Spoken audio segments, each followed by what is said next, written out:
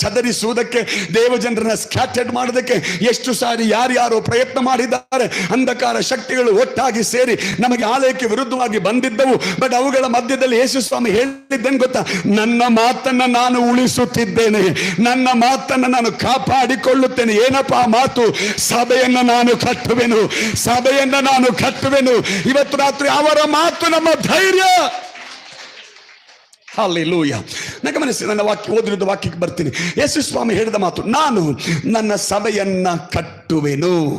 ಎಲ್ರು ಹೇಳ್ರಿ, ನಾನು ನನ್ನ ಸಭೆಯನ್ನ ಕಟ್ಟುವೆನು. ಗಮನಿಸಿ, ಯೇಸು ಸ್ವಾಮಿ ಯಾವತ್ತಿಗೂ ನಾನು ನಿಮ್ಮ ಸಭೆಯನ್ನು ಕಟ್ಟುತ್ತೇನೆಂಬುದಾಗಿ ಹೇಳಿಲ್ಲ. ಹೇಳಿದಾರಲ್ಲ ಆದರೂ ಇಲ್ಲ. ಅಥವಾ ನಮ್ಮನ್ನು ನೋಡಿ ನೀವು ನಿಮ್ಮ ಸಭೆಯನ್ನ ಕಟ್ಟ್ರಿ, ನೀವು ನನ್ನ ಸಭೆಯನ್ನ ಕಟ್ಟರು ಅಂತ ಯೇಸು ಹೇಳಿಲ್ಲ. ಯಾವುದೇ ವಾಕ್ಯ ನೀವು ತೆಗೆದು ನೋಡ್ರಿ, ಎಲ್ಲೂ ಅಷ್ಟೇ ನಾನು ನಿಮ್ಮ ಸಭೆಯನ್ನ ಕಟ್ಟುವೆನಂತ ಯೇಸು ಹೇಳಿಲ್ಲ. ಅಥವಾ